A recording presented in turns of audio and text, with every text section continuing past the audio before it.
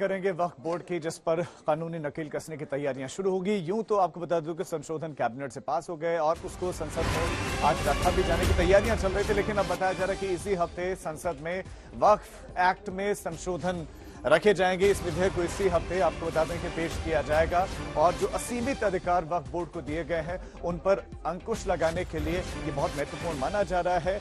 मकसद है वक्फ की संपत्ति का सही गरीब मुस्लिमों के हक में इसका इस्तेमाल करवाना।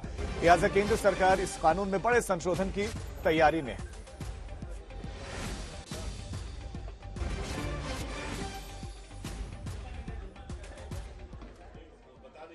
तो इसी हफ्ते पेश होगा यह बिल। वक्फ पर नया कानून, वक्फ बोर्ड के ढांचे में बदलाव होगा। लास्ट जो बदलाव था, देखिए वक्फ बोर्ड में महिलाएं भी शामिल होंगी।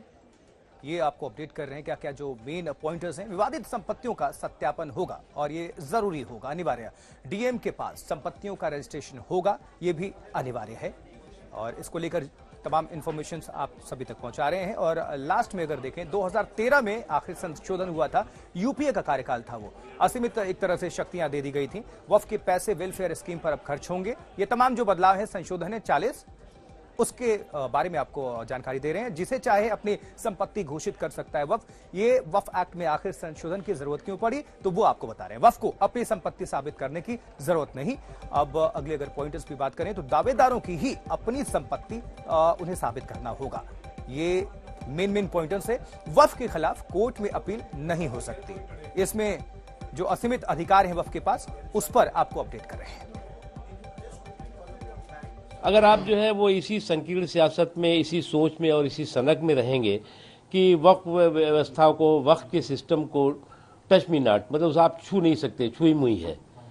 अरे भाई, हर जो समावेशी सुधार है उस पर सांप्रदायिक वार की जो आपकी सनक है वो न तो मुल्क के लिए बेहतर है और न मजहब के लिए बेहतर है।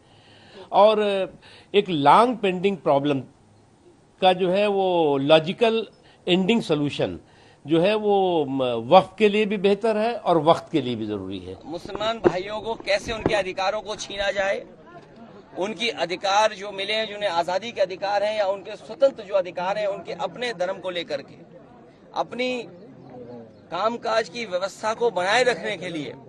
और केवल वक्फ बोर्ड नहीं, हमारे मुख्यमंत्री देखिए कितने समझदार हैं सरकार के।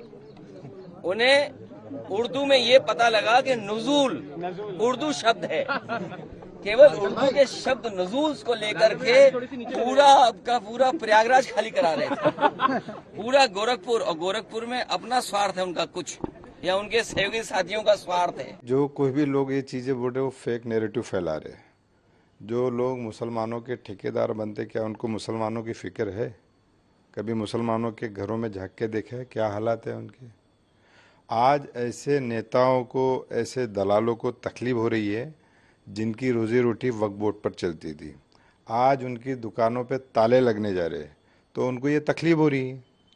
कभी देखा है मुसलमानों को जाके कि उनके हालात क्या है? सरकार कुछ मुसलमानों के लिए अच्छा करने जा रही तो वो भी उनको तकलीफ है। हमारा तो मानना भाई यही है कि जो हमारे लिए सही करेगा हम उसके साथ हैं। जब जब सरकार जाती है तब तक हिंदू मुसलमान विवाद सामने है। अभी तक कोई पुष्टिकरण नहीं हुआ है कि ये वक्फ बोर्ड के अमेंडमेंट आएगा कि नहीं आएगा। कोई मंत्री ने आकर खुलकर इस पर चर्चा नहीं किया है। उनकी सोची समझी रणनीति हो गई है कि जैसे ही उनसे तीखे सवाल पार्लियामेंट में पूछे जाए, आम जनता उनसे कहे, वैसे ही वो एक शगुफा छोड़ देते हैं कि डीरेल करने का बिल आता है तो आप उसका समर्थन करेंगे, विरोध करेंगे? बिल आने तो दो, अमेंडमेंट्स देखने तो दो, हमें समझने तो दो। तो बड़ी खबर आपको बता दें, अब इसी हफ्ते ये बिल जो है वो लाया जा सकता है सरकार की तरफ से, जिसमें 40 संशोधन की बात हो रही है। हालांकि विपक्ष कह रहा है कि देखते हैं संशोधन क्या है। दूसरी तरफ ये भी कह रहा है कि ये बेसिकली वक्फ को कमजोर करने की कोशिश है। तो संसद में आज ही बिल पेश होने की तैयारी थी, लेकिन इस बीच खबर आ रही है कि अब वित्त विधेयक पारित होने तक इंतजार करना होगा। और जानकारी देंगे हमारे सहयोगी हिमांशु। देखिए, वित्त विधेयक जब पारित हो जाएगा उसके बाद जो है संसद में जो है वक्फ बोर्ड एक्ट में अमेंडमेंट बिल जो है वो सरकार के द्वारा लाया जाएगा। और ये माना जा रहा है कि वीरवार को यानी बृहस्पतिवार को जो है वो इस बिल को लाया जाएगा, इंट्रोड्यूस किया जाएगा। और अगर विपक्ष इस पूरे बिल को लेकर सहमत नहीं होता तो सिलेक्ट कमेटी को जो है ये बिल भेज दिया जाएगा। सिलेक्ट कमेटी में जो है सभी पार्टियों का जो नुमाइंदगी होती है वो होती है, और उसके बाद जो भी इसमें चेंजेस करने होंगे संसद सदस्यों के सजेशंस के अनुसार तो सिलेक्ट कमेटी में किए जा सकते हैं। और उसके बाद फिर से सिलेक्ट कमेटी जब इस बिल को पारित करके भेजेगी तो उस बिल को संसद में लाया जाएगा पासिंग करने के लिए।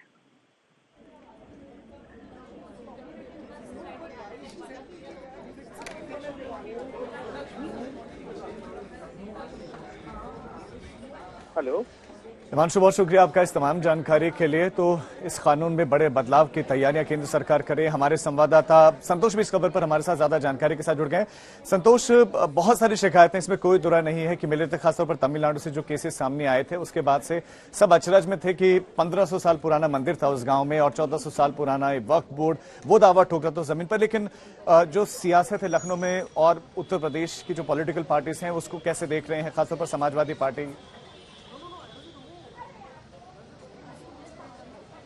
देखिए, समाजवादी पार्टी तो सीधे से इस पूरे मामले को लेकर के हमलावर है। उसका कहना है कि चूंकि मामला मुस्लिम वर्ग से जुड़ा हुआ है लिहाजा इसीलिए वो इस तरीके के बिल हैं या नजूल की भूमि को लेकर के उत्तर प्रदेश सरकार जो अधिनियम लाने जा रही है तो उसको लेकर के भी समाजवादी पार्टी हमलावर है। लेकिन अगर वक्फ की प्रॉपर्टी की बात करें तो लखनऊ के हालात हम बताते हैं। लखनऊ में मैं इस समय पर लालबाग चौराहे पर मौजूद हूँ। मेरे इसके आसपास आपको तमाम जो कमर्शियल जो शॉप्स हैं वो दिखाई पड़ रही होंगी। ये जितनी भी पुरानी इमारतें हैं लगभग ये सारी इमारतें, किसी में मस्जिद है, किसी में दुकानें खुली हैं, नीचे दुकानें खुली हैं, कमर्शियल एक्टिविटीज हो रही हैं। लेकिन ज्यादातर प्रॉपर्टी उत्तर प्रदेश में अगर बात करें तो 1,30,000 वक्फ की प्रॉपर्टीज हैं जो वक्फ बोर्डों में दर्ज हैं। लेकिन इनके पास वक्फ कई ऐसे मामले हैं जिसमें कि पीड़ित ने कहा कि ये हमने हमारे गलती से दर्ज हो गया, हमारे पूर्वजों की गलती की वजह से ये वक्फ प्रॉपर्टी दर्ज हो गई, कोई दस्तावेज वक्फ बोर्ड के पास नहीं है। लेकिन वो सर्वे रिपोर्ट में जो सर्वेयर था उसने एक बार धोखे से दर्ज कर लिया 4 लोगों से पूछ करके कि हाँ ये वक्फ में उन्होंने बोला था, और उसके बाद वक्फ प्रॉपर्टी में दर्ज हो गया। लेकिन उसके बाद वो वक्फ से वापस उसके मालिकान को कैसे जाएगा, उनके वंशजों को जाएगा, ये वक्फ बोर्ड में ही सुनवाई हो सकती है, कोई कोर्ट इसकी सुनवाई नहीं कर सकता। अब ये जो प्रॉपर्टी आपको दिख रही है ये लालबाग नोवेल्टी चौराहा जिसको कहते हैं, यहां पर आपको ऊपर मस्जिद दिख रही है, नीचे तमाम कमर्शियल एक्टिविटीज वाली शॉप्स खुली हैं। इन तमाम दुकानों में कहीं पर किराएदारी का भी विवाद है, कहीं पर मालिकाना हक को लेकर के विवाद है। तो ये जो चीजें हैं इनको लेकर के ही वक्फ एक्ट में बदलाव की जो संशोधन की बात हो रही है उसको लेकर के केंद्र सरकार आ रही है कि वक्फ बोर्ड की जो एनोनिमिटी है, यानी कि उसकी सुनवाई कहीं नहीं होगी, किसी कोर्ट में सुनवाई नहीं होगी, उसको चैलेंज किया जाएगा। अब अधिकारी इसमें तय करेंगे कि वास्तव में स्थिति क्या है। अगर किसी की गलत प्रॉपर्टी वक्फ बोर्ड में दर्ज हो गई है तो उसकी अपील करिएगा अधिकारी, चाहे वो एसडीएम हो, सर्वेयर हो या जिले का डीएम हो, वो तय करेगा। उसके बाद वक्फ बोर्ड की जो मनमानी होती है उस पर लगाम लगेगी। तो ये जो वक्फ बोर्ड के एक्ट में जो संशोधन की बात है वो वक्फ बोर्ड के अधिकारों को कहीं ना कहीं उनको कानून के दायरे में लेकर के आएगा। जो बेतहाशा अधिकार दिए गए, तो 1,30,000 प्रॉपर्टीज हैं इनके पास, लेकिन कई बार वक्फ बोर्ड ऐसे, चाहे वो शिया वक्फ बोर्ड हो, सुन्नी वक्फ बोर्ड हो, सुन्नी वक्फ बोर्ड खास करके शिकायत करता है कि हमारे पास मुलाजिमों को पैसा देने के लिए, तनख्वाह देने के लिए पैसा नहीं है, सर्वेयर नहीं है। जब सर्वेयर नहीं है तो प्रॉपर्टीज का सर्वे कैसे होगा, रख रखाव भी बेहतर होगा।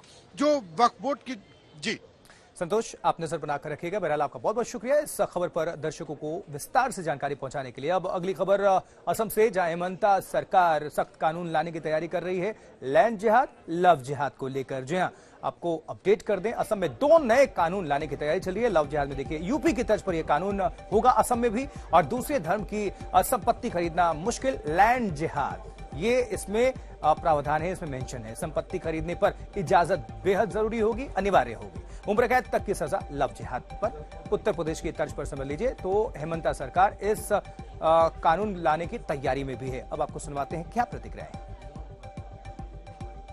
ইলেকশনৰ সময়ত আমি লাভ জেহাদৰ কথা কৈছিলো। অসমত আমি অহা কিছুদিনৰ ভিতৰতে এখন নতুন আইন আনিম য'ত নেকি লাভ জেহাদৰ কাৰাদণ্ড আজীৱন কাৰাদণ্ডলৈ আমি ৰূপান্তৰ কৰিম। অবিভক্ত গোৱালপাৰা জিলাৰ এক বিশাল মহত্ব আছে, কিন্তু এটা এটাকৈ থলুৱা লোকসকলৰ পৰা মাটি এটা বিশেষ সম্প্ৰদায়ৰ লোকে কাঢ়ি লৈ গৈ আজি আমাক নিজৰ মাটিতে সংখ্যালঘুত পৰিণত কৰিছে। ৰাজ্য চৰকাৰে এক প্ৰস্তাৱ লৈছে যে অহা কিছুদিনৰ ভিতৰতে আমি এখন আইন আনিম যে অবিভক্ত গোৱালপাৰা জিলাত কোনো আমাৰ মাটি বিশেষ সম্প্ৰদায়ৰ লোকক বিক্ৰী কৰিব নোৱাৰিব। सिक्स कम्युनिटी को एसटी बनाने का बात वो कब करेगा? जो बोला था जो बीजेपी आने से जो सीजू का दाम आसमान छू रहा है इसको नीचे लेके आएगा, वो बात बीजेपी क्यों नहीं करता है? फ्लड फ्री, इरेशन फ्री आसाम, ये बीजेपी का विजन डॉक्यूमेंट्स में था, उसके बारे में बात कभी नहीं करता है। टी लेबर का डेली वेजेस इंक्रीज करने का जो बात था वो क्यों नहीं करता है? असम सीएम ने ये समझ लिया जो असम का जितना भी समस्या हो ये सबको छुपाने के लिए, इसका फेलर को छुपाने के लिए ये हमेशा नया नया मुद्दा लेके आता है। जब तक बात है जमीन का, इस देश का हर नागरिक का विशेष रूप पे आसाम का जितने आबादी है, कुल आबादी का इतना सबका इतना अधिकार है कि खुद का या आसाम का जमीन के ऊपर सबका अधिकार है। लेकिन चीफ मिनिस्टर ने बोलेगा इस जाति के पास हम जमीन बिकने नहीं देंगे, इसको खरीदने नहीं देंगे, ये वहां पे बैठ नहीं पाएंगे। इसके जरिए देश के अंदर में, ये राज्य के अंदर में ये कम्युनल डिवाइड रूल इन लोग लाइन ये खींच रहा है और उसको बहुत ज्यादा ताकत की सहित इन लोग पुश कर रहे ये फील्ड में। सर आसाम के लोग कम्युनल बन जाए। अब लव जिहाद की श्रेणी में डाल के आप उम्र कैद की सजा दे रहे हैं। हनी ट्रैप आप करवाएंगे फिर इसका मतलब लोगों से, और उसके बाद उम्र कैद करा देंगे। कोई भी इल्जाम कैसे भी लगा सकता है, इसका कितना जबरदस्त मिसयूज होगा। मैंने तो पहले भी इस बात की, क्योंकि मुझे इनकी नीयत का अंदाज था। मैंने 2 साल पहले भी इस बात को कहा था कि मुसलमान लड़कों से एक संदेश दिया था कि मुसलमान जवान लड़के हिंदू लड़कियों को अपनी बहन समझे, किसी मोहब्बत और इश्क के चक्कर में ना पड़े।